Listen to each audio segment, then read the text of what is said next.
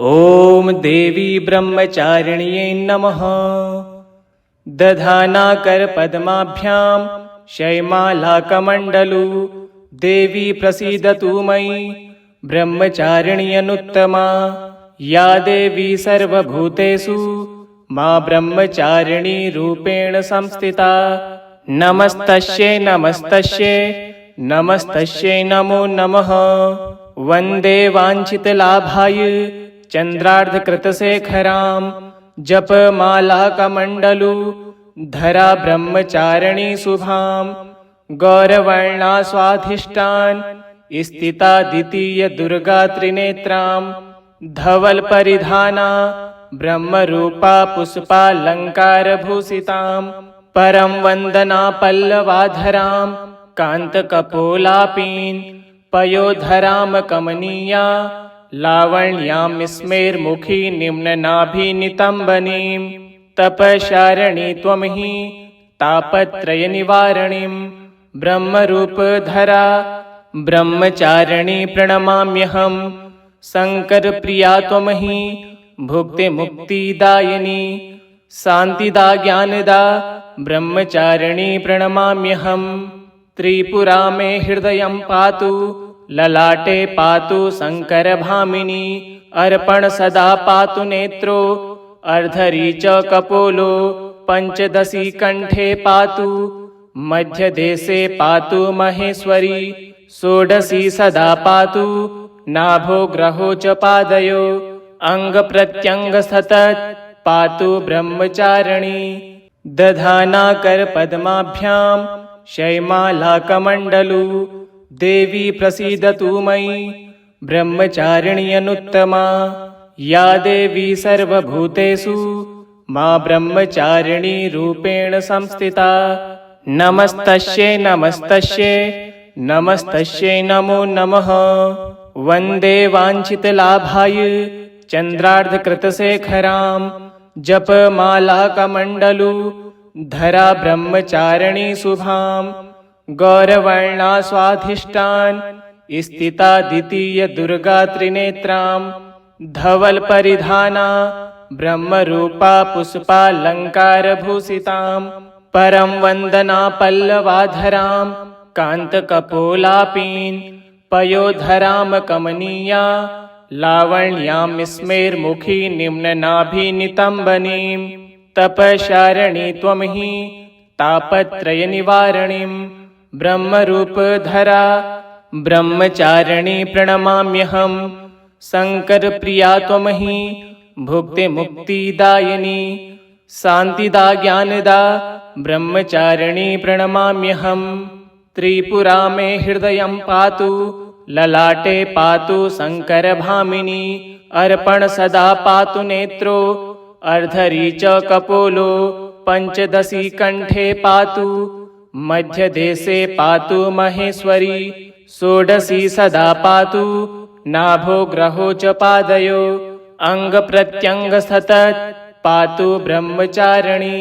दधानाकरपद्माभ्यां शैमालाकमण्डलू देवी प्रसीदतु मयि ब्रह्मचारिण्यनुत्तमा। या देवी सर्वभूतेषु मा ब्रह्मचारिणी रूपेण संस्थिता। नमस्तस्यै नमस्तस्यै नमस्तस्यै नमो नमः। वन्दे वाञ्छितलाभाय चन्द्रार्धकृतशेखरां जपमालाकमण्डलू धरा ब्रह्मचारिणी शुभां। गौरवर्णा स्वाधिष्ठान् स्थिता द्वितीय दुर्गा त्रिनेत्रां। धवलपरिधाना ब्रह्मरूपा पुष्पालङ्कारभूषितां। परं वन्दना पल्लवाधरां कान्तकपोलापीं। पयोधरां कमनीया लावण्यां स्मेर्मुखी निम्ननाभिनितम्बनीं। तपश्चारिणी त्वं हि तापत्रयनिवारणीं। ब्रह्मरूपधरा ब्रह्मचारिणी प्रणमाम्यहम्। शङ्करप्रिया त्वं हि भुक्तिमुक्तिदायिनी। शान्तिदा ज्ञानदा ब्रह्मचारिणी प्रणमाम्यहम्। त्रिपुरा मे हृदयं पातु ललाटे पातु शङ्करभामिनी अर्पण सदा पातु नेत्रो अर्धरी च कपोलो पंचदशी कंठे पातु मध्यदेशे पातु महेश्वरी षोडशी सदा पातु नाभो ग्रहो च पादयो अंग प्रत्यंग सतत पातु ब्रह्मचारिणी दधाना कर पद्माभ्यां शैमालाकमण्डलु देवी प्रसीदतु मयि ब्रह्मचारिणी अनुत्तमा या देवी सर्वभूतेषु मां ब्रह्मचारिणी रूपेण संस्थिता नमस्तस्यै नमस्तस्यै नमस्तस्यै नमो नमः वन्दे वाञ्छितलाभाय चन्द्रार्धकृतशेखरां जपमालाकमण्डलु धरा ब्रह्मचारिणी शुभां गौरवर्णा स्वाधिष्ठान स्थिता द्वितीय दुर्गा त्रिनेत्रां धवल परिधाना ब्रह्मरूपा पुष्पालङ्कारभूषितां परं वन्दना पल्लवाधरां कान्तकपोलापीन् पयोधरां कमनीया लावण्यां स्मेर्मुखी निम्ननाभिनितम्बनीं तपशारिणी त्वं हि तापत्रयनिवारणीं ब्रह्मरूपधरा ब्रह्मचारिणी प्रणमाम्यहम् शङ्करप्रिया त्वं हि भुक्तिमुक्तिदायिनी शान्तिदा ज्ञानदा ब्रह्मचारिणी प्रणमाम्यहम् त्रिपुरा मे हृदयं पातु ललाटे पातु शङ्करभामिनी अर्पण सदा पातु नेत्रो अर्धरी च कपोलो पंचदशी कंठे पातु मध्यदेशे पातु महेश्वरी षोडशी सदा पातु नाभो ग्रहो च पादयो अंग प्रत्यंग सतत पातु ब्रह्मचारिणी दधाना कर पद्माभ्यां शैमालाकमण्डलु देवी प्रसीदतु मयि ब्रह्मचारिणी अनुत्तमा या देवी सर्वभूतेषु मां ब्रह्मचारिणी रूपेण संस्थिता नमस्तस्यै नमस्तस्यै नमस्तस्यै नमो नमः वन्दे वाञ्छितलाभाय चन्द्रार्धकृतशेखरां जपमालाकमण्डलु धरा ब्रह्मचारिणी शुभां गौरवर्णा स्वाधिष्ठान स्थिता द्वितीय दुर्गा त्रिनेत्रां धवल परिधाना ब्रह्मरूपा पुष्पालङ्कारभूषितां परं वन्दना पल्लवाधरां कान्तकपोलापीन् पयोधरां कमनीया लावण्यां स्मेर्मुखी निम्ननाभिनितम्बनीं तपशारिणी त्वं हि तापत्रयनिवारणीं ब्रह्मरूपधरा ब्रह्मचारिणी प्रणमाम्यहम् शङ्करप्रिया त्वं हि भुक्तिमुक्तिदायिनी शान्तिदा ज्ञानदा ब्रह्मचारिणी प्रणमाम्यहम् त्रिपुरा मे हृदयं पातु ललाटे पातु शङ्करभामिनी अर्पण सदा पातु नेत्रो अर्धरी च कपोलो पंचदशी कंठे पातु मध्यदेशे पातु महेश्वरी षोडशी सदा पातु नाभो ग्रहो च पादयो अंग प्रत्यंग सतत पातु ब्रह्मचारिणी दधाना कर पद्माभ्यां शैमालाकमण्डलु देवी प्रसीदतु मयि ब्रह्मचारिणी अनुत्तमा या देवी सर्वभूतेषु मां ब्रह्मचारिणी रूपेण संस्थिता नमस्तस्यै नमस्तस्यै नमस्तस्यै नमो नमः वन्दे वाञ्छितलाभाय चन्द्रार्धकृतशेखरां जपमालाकमण्डलु धरा ब्रह्मचारिणी शुभां गौरवर्णा स्वाधिष्ठान स्थिता द्वितीय दुर्गा त्रिनेत्रां धवल परिधाना ब्रह्मरूपा पुष्पालङ्कारभूषितां परं वन्दना पल्लवाधरां कान्तकपोलापीन् पयोधरां कमनीया लावण्यां स्मेर्मुखी निम्ननाभिनितम्बनीं तपशारिणी त्वं हि तापत्रयनिवारणीं ब्रह्मरूपधरा ब्रह्मचारिणी प्रणमाम्यहम् शङ्करप्रिया त्वमहि भुक्तिमुक्तिदायिनी शान्तिदा ज्ञानदा ब्रह्मचारिणी प्रणमाम्यहम् त्रिपुरा मे हृदयं पातु ललाटे पातु शङ्करभामिनी अर्पण सदा पातु नेत्रो अर्धरी च कपोलो पञ्चदशी कण्ठे पातु मध्यदेशे पातु महेश्वरी षोडशी सदा पातु नाभो ग्रहो च पादयो अङ्गप्रत्यङ्ग सतत पातु ब्रह्मचारिणी दधानाकरपद्माभ्यां शैमालाकमण्डलु देवी प्रसीदतु मयि ब्रह्मचारिणी अनुत्तमा या देवी सर्वभूतेषु मा ब्रह्मचारिणी रूपेण संस्थिता नमस्तस्यै नमस्तस्यै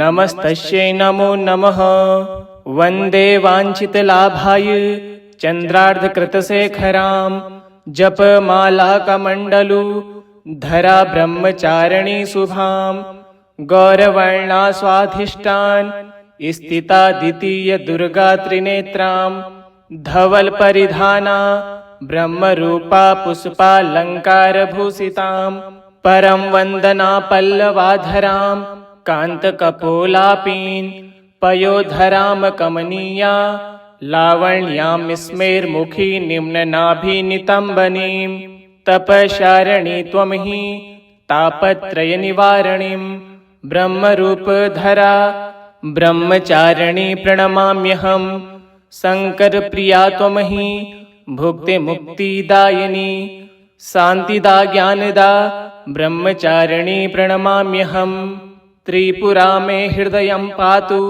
ललाटे पातु शङ्करभामिनी अर्पण सदा पातु नेत्रो अर्धरी च कपोलो पञ्चदशी कण्ठे पातु मध्यदेशे पातु महेश्वरी षोडशी सदा पातु नाभो ग्रहो च पादयो अङ्गप्रत्यङ्ग सतत पातु ब्रह्मचारिणी दधानाकरपद्माभ्यां शैमालाकमण्डलु देवी प्रसीदतु मयि ब्रह्मचारिणी अनुत्तमा या देवी सर्वभूतेषु मा ब्रह्मचारिणी रूपेण संस्थिता नमस्तस्यै नमस्तस्यै नमस्तस्यै नमो नमः वन्दे वाञ्छितलाभाय चन्द्रार्धकृतशेखरां जपमालाकमण्डलु धरा ब्रह्मचारिणी शुभां गौरवर्णा स्वाधिष्ठान्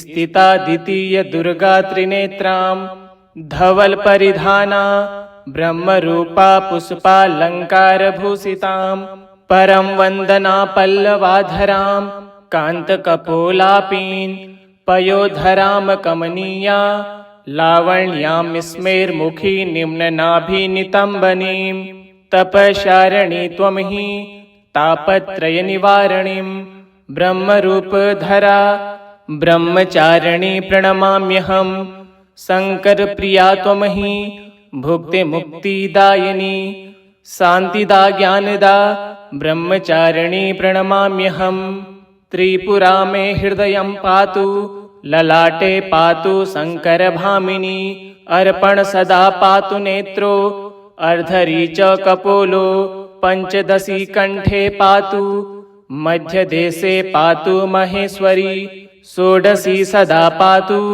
नाभो ग्रहो च पादयो अङ्गप्रत्यङ्ग सतत पातु ब्रह्मचारिणी दधानाकरपद्माभ्यां शैमालाकमण्डलु देवी प्रसीदतु मयि ब्रह्मचारिणी अनुत्तमा या देवी सर्वभूतेषु मा ब्रह्मचारिणी रूपेण संस्थिता नमस्तस्यै नमस्तस्यै नमस्तस्यै नमो नमः वन्दे वाञ्छितलाभाय चन्द्रार्धकृतशेखरां जपमालाकमण्डलु धरा ब्रह्मचारिणी शुभां गौरवर्णा स्वाधिष्ठान् स्थिता द्वितीय दुर्गा त्रिनेत्रां धवल परिधाना ब्रह्मरूपा पुष्पालङ्कारभूषितां परं वन्दना पल्लवाधरां कान्तकपोलापीन् पयोधरां कमनीया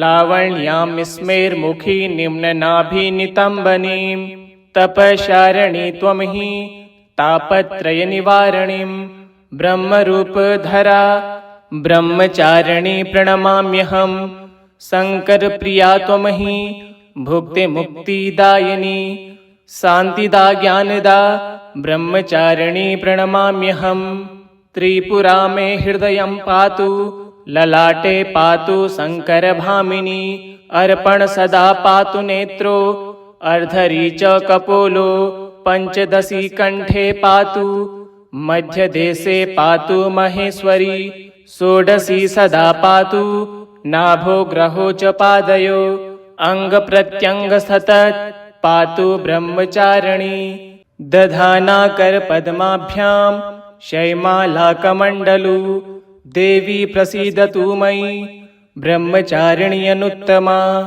या देवी सर्वभूतेषु मा ब्रह्मचारिणी रूपेण संस्थिता नमस्तस्यै नमस्तस्यै नमस्तस्यै नमो नमः वन्दे वाञ्छितलाभाय चन्द्रार्धकृतशेखरां जपमालाकमण्डलु धरा ब्रह्मचारिणी शुभां गौरवर्णा स्वाधिष्ठान् स्थिता द्वितीय दुर्गा त्रिनेत्रां धवलपरिधाना ब्रह्मरूपा पुष्पालङ्कारभूषितां परं वन्दना पल्लवाधरां कान्तकपोलापीन् पयोधरां कमनीया लावण्यां स्मेर्मुखी निम्ननाभिनितम्बनीं तपशारिणी त्वं हि तापत्रयनिवारणीं ब्रह्मरूपधरा ब्रह्मचारिणी प्रणमाम्यहं शङ्करप्रिया त्वं हि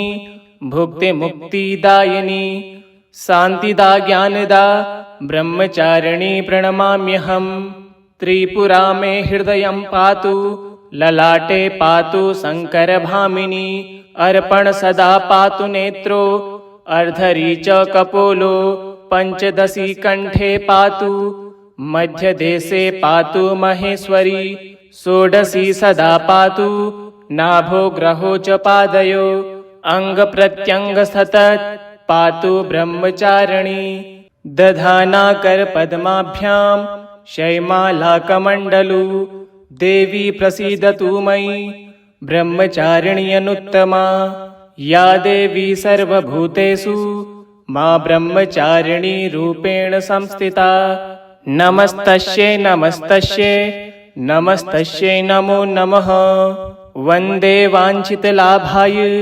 चन्द्रार्धकृतशेखरां जपमालाकमण्डलु धरा ब्रह्मचारिणी शुभां गौरवर्णा स्वाधिष्ठान् स्थिता द्वितीय दुर्गा त्रिनेत्रां धवलपरिधाना ब्रह्मरूपा पुष्पालङ्कारभूषितां परं वन्दना पल्लवाधरां कान्तकपोलापीन् पयोधरां कमनीया लावण्यां स्मेर्मुखी निम्ननाभिनितम्बनीं तपशारिणी त्वं हि तापत्रयनिवारणीं ब्रह्मरूपधरा ब्रह्मचारिणी प्रणमाम्यहं शङ्करप्रिया त्वं हि भुक्तिमुक्तिदायिनी शान्तिदा ज्ञानदा ब्रह्मचारिणी प्रणमाम्यहम् त्रिपुरा मे हृदयं पातु ललाटे पातु शङ्करभामिनी अर्पण सदा